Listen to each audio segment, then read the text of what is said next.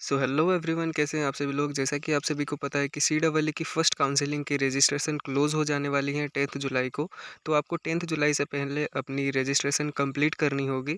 तो आज के इस वीडियो में हम लोग डिस्कस करेंगे कंप्लीट एप्लीकेशन प्रोसेस क्या होने वाली है, आप किस तरह से अप्लाई कर सकते हैं। और एप्लीकेशन प्रोसेस के दौरान ही आप सभी को और अन्य चीज़ों के बारे में भी बताऊंगा, जैसे कि सब्जेक्ट कॉम्बिनेशन का क्या सिलसिला है, डॉक्यूमेंट्स प्रॉब्लम जो आपको फेस करने को मिलती है उसकी क्या सोल्यूशन है, पीआरसी एनसीएल की क्या फॉर्मेट होने वाली है, कैसे क्या अपलोड करेंगे, पेमेंट अगर आपकी रुक जाती है तो क्या करना है, और सबसे मोस्ट इम्पोर्टेंट बात कि एग्रीगेट अगर आपके पास 60% नहीं है तो उसके केस में एक पॉसिबिलिटी क्या हो सकती है।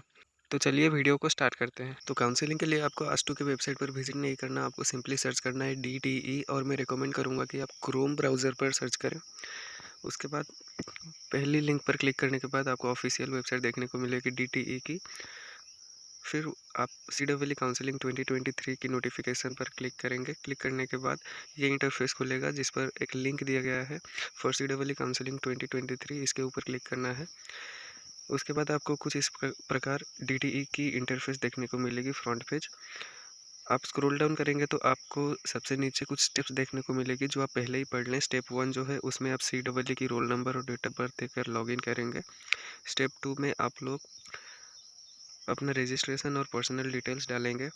स्टेप 3 में आप लोग अपना क्वालिफिकेशन डिटेल्स डालेंगे। स्टेप 4 में आप लोग कॉलेज प्रेफरेंसेस डालेंगे।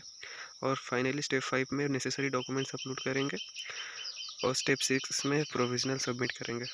इन्हीं स्टेप्स के ऊपर ही आपको चॉइस फिलिंग की एक ऑप्शन देखने को मिलेगी, इसके ऊपर आप क्लिक करेंगे। क्लिक करने के बाद आपको अपना रोल नंबर और डेट ऑफ बर्थ डालकर लॉगिन करना होगा।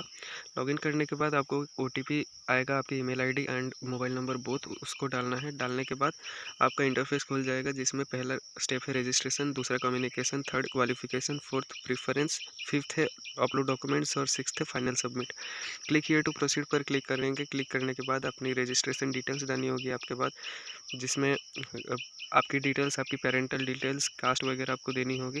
मेन बात ये है कि यहाँ पर आपको एडिट का ऑप्शन नहीं दिया गया है, जो आपने CEE रजिस्ट्रेशन के टाइम पर दिया था वही आपको देखने को मिलेगी।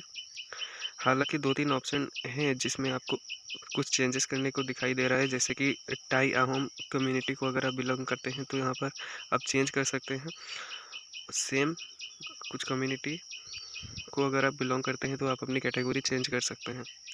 फिर उसके बाद आपको अल्टरनेट नंबर देना होगा। अल्टरनेट नंबर देने के बाद आपकी रजिस्ट्रेशन डिटेल्स कंप्लीट हो जाएंगी। फिर आपको कम्युनिकेशन डिटेल्स देना होगा, जिसमें आपको अपनी एड्रेस देनी होगी। एड्रेस देने के बाद आप सेव एंड कंटिन्यू पर क्लिक करेंगे। क्लिक करने के बाद आपको क्वालिफिकेशन डिटेल्स देनी होगी। पहला स्टेप है कि क्लास 10th की आपको डिटेल्स देनी होगी। क्लास 10th की डिटेल्स देने के बाद आपको क्लास 12th की डिटेल्स देनी होगी। यहाँ पर एक नोट दिया गया है कि as per eligibility criteria candidate must pass both theory and practical internal assessment individually as applicable. यहाँ पर एक आपको एलिजिबिलिटी दिया गया है कि आपको थ्योरी एंड प्रैक्टिकल बोथ में इंडिविजुअली पास करना होगा। मतलब जो 70 मार्क्स की पेपर होती है उसमें आपको 18 लाना होगा, और जो प्रैक्टिकल मार्क्स होती है प्रैक्टिकल में अलग से आपको पास करना होगा। उसके बाद जो है अपनी सब्जेक्ट्स की डिटेल्स आपको देनी होगी। पहला सब्जेक्ट तो इंग्लिश से ये सबके लिए कंपलसरी है। आप अपनी थ्योरी मार्क्स लिखे, इसमें प्रैक्टिकल नहीं होती तो प्रैक्टिकल मत लिखिएगा। और जो है फिजिक्स नेक्स्ट सब्जेक्ट है, उसमें आप अपना थ्योरी और प्रैक्टिकल मार्क्स लिखें। थर्ड सब्जेक्ट तो मैथमेटिक्स है, कंपलसरी है, इसमें आपको देना होगा। मेन बात यह है कि आपकी जो फोर्थ सब्जेक्ट है इसमें आप चेंजेस कर सकते हैं। ज़्यादातर बच्चे तो केमिस्ट्री ही देते हैं, मगर आप चाहें आपको कुछ प्रोडक्शन इंजीनियरिंग या दूसरी कोई ब्रांचेस करनी है जिसमें केमिस्ट्री की इतनी ज़रूरत नहीं है, जो कि ऑफिशियली गिवन है एस2 के द्वारा, तो आप अपनी चेंजेस कर सकते हैं। आप बायोलॉजी वगैरह भी रख सकते हैं अगर आपकी मार्क्स ज़्यादा है। जैसे ये कुछ सब्जेक्ट हैं बायोलॉजी, बायोटेक्नोलॉजी, बिजनेस स्टडीज़, ये सभी ऑप्शन देखने को मिल रही थी, तो अब फोर्थ ऑप्शन में चेंजेस कर सकते हैं। मगर ध्यान में रखना होगा आपको यहाँ पे कि इसकी जो एलिजिबिलिटी मांगता है, एलिजिबिलिटी में देखिए civil, mechanical, chemical, industrial, production, instrumentation engineering में फिजिक्स, केमिस्ट्री एंड मैथमेटिक्स ये सभी मांगता है कंपलसरी सब्जेक्ट। और जो electrical, computer science, power electronics, telecommunication, इसमें सिर्फ फिजिक्स और मैथमेटिक्स मांगता है। तो अगर आपकी मार्क्स थोड़ी कम है और आप आना चाहते हैं कट ऑफ लिस्ट में, अगर आप एलिजिबिलिटी क्राइटेरिया को ही पार नहीं कर पा रहे हैं, तो कंसिडर कर सकते हैं आप अपनी फोर्थ इलेक्टिव की दूसरी कोई सब्जेक्ट्स देने के लिए। तो आप देने के बाद आपको डाउन स्क्रॉल करना है। डाउन स्क्रॉल करने के बाद क्वालिफाइंग एग्जाम अगर आपने बिना ग्रेस मार्क्स का पास किया है तो येस पर क्लिक करना है। और सिंगल सीटिंग में अगर आपने पास किया तो येस क्लिक करना है, मतलब कि आपका कंपार्टमेंट नहीं पड़ा था, आप सिंगल सीटिंग में ही पास किए थे। उसके बाद जो है आपकी प्रेफ़रेंस डालने की लिस्ट खुल जाएगी। इसमें कुछ डिटेल्स दी गई हैं कि ये जो आप चेंजेस करेंगे ये फाइनल सबमिशन होगा, इसको आप बाद में चेंज नहीं कर सकते। तो इसको जो है बहुत ही केयरफुली आपको फिल करना है। क्वालिफ़िकेशन डिटेल्स हो गया तो आप आपका सिलेक्ट प्रेफ़रेंस का ऑप्शन खुलेगा। ये तो मैंने आपको बता दिया। प्रेफ़रेंस आपको डालना होगा, आप प्लस के ऑप्शन पर क्लिक करके ये जो इंस्टीट्यूट है, इंस्टीट्यूट का नाम सेलेक्ट करेंगे, उसके बाद अपनी ब्रांच सेलेक्ट करेंगे। ये सेलेक्ट करने के बाद ऐड के बटन पर क्लिक करेंगे तो आपकी प्रेफ़रेंस ऐड हो जाएगी। और जो पहला प्रेफ़रेंस है उसको आप पहली बार ऐड करें, और दूसरा प्रेफ़रेंस है और उसको दूसरी बार ऐड करें। इस तरह जो है 1, 2, 3, 4 इस कॉलम में आपकी प्रेफ़रेंस देखने को मिलेगी। हालाँकि फ़र्दर अगर आप चेंज कर सकते हैं तो ये जो नीचे अप एरो दिख रही है उसको आप क्लिक करके उस ब्रांच और उस कॉलेज को ऊपर डाल सकते हैं, और ये जो डाउन एरो दिख रही है इस पे ऊपर क्लिक करके आप उस ब्रांच या उस कॉलेज को नीचे डाल सकते हैं। अगर आप चाहें उसको डिलीट करने के लिए तो यहाँ पर साइड पर क्रॉस की सेक्शन भी दी गई है, इसके ऊपर अगर आप क्लिक करेंगे तो उस ब्रांच या कॉलेज को आप हटा भी सकते हैं। हटाने के बाद जैसा कि आप सब देख सकते हैं यहाँ पर 28th जो चॉइस है उसने डेमाजी इंजीनियरिंग कॉलेज में मैकेनिकल इंजीनियरिंग डाली है।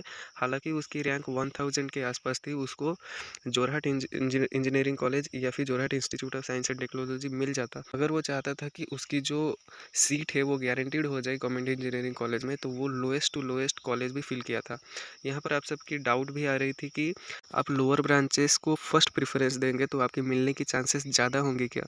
इसको मैं आपको क्लियर कर देता हूँ कि आप लोअर ब्रांचेस को फर्स्ट प्रेफरेंस दें या हायर ब्रांचेस को फर्स्ट प्रेफरेंस दें, आपके रैंक के अकॉर्डिंग आपको कॉलेज मिलेगा। ऐसा कुछ मानना नहीं है कि आप लोअर ब्रांचेस को फर्स्ट प्रेफरेंस दे दिए तो आपका मिल जाएगा, और आपसे बेहतर रैंक जिसका है उसने अगर लास्ट प्रेफरेंस भी उस कॉलेज या उस ब्रांच को दिया है तो उसको नहीं मिलेगा। ऐसा कुछ नहीं है, उसका रैंक ज़्यादा हो तो उसी को मिलेगा अगर उसको ऊपर की प्रेफरेंसेस नहीं मिलती हैं। उसके बाद जो है इसको आप सबमिट करेंगे तो आपको प्रेफरेंस प्रीव्यू करेगा, आप एक बार चेक कर लें, उसके बाद फाइनल सबमिट करें। ध्यान रखें इसको आप चेंज नहीं कर सकते हैं फाइनल पेमेंट के बाद, तो इसको ध्यानपूर्वक सबमिट करें। उसके बाद जो है आपको डॉक्यूमेंट्स अपलोड करनी होगी, और ध्यान रखें कि डॉक्यूमेंट्स की साइज़ 300 KB होनी चाहिए और PDF फॉर्मेट में होनी चाहिए। यहाँ पर आपकी प्रोफाइल फ़ोटो और सिग्नेचर भी आ जाएगी, आप उसको अगर चाहे तो चेंज कर सकते हैं या फिर रहने दे सकते हैं, जो कि आपने CEE एप्लीकेशन फॉर्म फिल करने टाइम दिया था।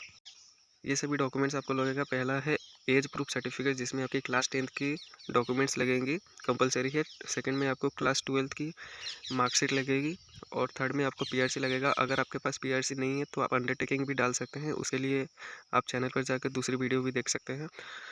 और उसके बाद आपको कास्ट सर्टिफिकेट अपलोड करना होगा, और लास्ट में आपको NCL सर्टिफिकेट अपलोड करनी होगी। अगर NCL भी नहीं है आपके पास तो आप अंडरटेकिंग दे सकते हैं, जिसकी PDF आप डाउनलोड ऑप्शन के ऊपर क्लिक करके डाउनलोड कर सकते हैं और फिलअप करके उसको अपलोड कर सकते हैं। उसके बाद आप सेव एंड कंटिन्यू ऊपर क्लिक करेंगे तो आपको फाइनल प्रीव्यू देखने को मिलेगा, जिसमें आपके प्रेफरेंसेस वगैरह, आपकी क्वालिफिकेशन डिटेल्स, जितना भी आपसे मैंने फिल किया था सब कुछ देखने को मिलेगी। आप उसको एक बार चेक कर लें, चेक करने के बाद आप फाइनल सबमिट करें। प्रोविजनल सबमिट करने के बाद आपकी फाइनल सबमिशन हो जाएगी। उसके बाद आपके पास एक OTP आएगा, OTP डालने के बाद आपको पेमेंट ऑप्शन का इंटरफेस खुल के आ जाएगा, जिसमें आप पेमेंट करेंगे। Click here to start payment के ऊपर क्लिक करके आप 800 रुपीज़ अपनी पेमेंट कर सकते हैं। यहाँ पर आपको ध्यान में रखना है कि आपके पास एक काउंसलिंग रेफरेंस नंबर मांगेगा, वो रेफरेंस नंबर आपको ज़रूरत होगी पेमेंट करने टाइम। और पेमेंट करने टाइम ही आपको SBI कॉलेक्ट रेफरेंस नंबर आपको एक मांगेगा, वो जो है आपको डिस्प्ले हो जाएगी आप जब पेमेंट करेंगे। तो पेमेंट के ऊपर अगर आप क्लिक करें तो आपको सभी डिटेल्स डालने के बाद आपको कैप्चा कोड डालना होगा। कैप्चा कोड डालने के बाद पेमेंट डिटेल्स को आप एक बार प्रीव्यू कर लें। प्रीव्यू कर लेने के बाद जो SBI कॉलेक्ट रेफरेंस नंबर है, जो आप स्क्रीनशॉट मार लेंगे जब आपकी जनरेट हो जाएगी स्लिप, तो उसको आप एक बार डाउनलोड कर लें। डाउनलोड करने के बाद जो रिसिप्ट खुल के आएगी, यहाँ पर आप देख लीजिए, enter payment details, verify payment details के बाद जब आप कंप्लीट पेमेंट के ऊपर जाएंगे तो पेमेंट जब आप करेंगे तो आपको एक SBI कलेक्ट रेफरेंस नंबर देगा। उसके साथ ही जो पेमेंट हो जाने के बाद आप उसकी रिसिप्ट भी डाउनलोड कर सकते हैं। इसके बाद जो है मेन स्टेप आता है। ये जो स्टेप है बहुत ही ज़्यादा इंपॉर्टेंट है, क्योंकि बहुत सारे बच्चों ने जो पहली डेट थी उसी डेट के दिन ही उन लोगों ने प्रेफरेंस डाल दी थी, अपनी एप्लीकेशन फॉर्म सबमिट कर दी थी, मगर उनकी आज भी पेंडिंग दिखा रहा है, तो आपने शायद ये नहीं किया होगा। आप अपना एसबीआई कलेक्ट रेफरेंस नंबर डालें, उसके बाद जो रिसिप्ट आपने डाउनलोड किया था उसको एक बार अपलोड कर दें। अपलोड करने के बाद सबमिट कर दें, तो आपका फाइनल सबमिशन कंप्लीट हो जाता है।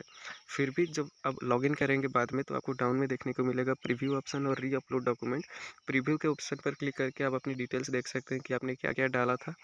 और अपलोड डॉक्यूमेंट्स, अगर आपका कुछ डॉक्यूमेंट्स नहीं था और वो बन के आ गया है, तो उसको आप री अपलोड कर सकते हैं। तो यही था आज के इस वीडियो में, जिसमें हमने कंप्लीट एप्लीकेशन प्रोसेस देखा। अगले वीडियोस में हम लोग एनेक्स्चर वगैरह देखने वाले हैं, पीआरसी एनसीएल वगैरह की, और कई सारे मिस्टेक्स के बारे में बात करेंगे जो बहुत सारे स्टूडेंट्स करते हैं, जो आपको नहीं करनी है। तो मिलते हैं नेक्स्ट वीडियो में। Till then take care.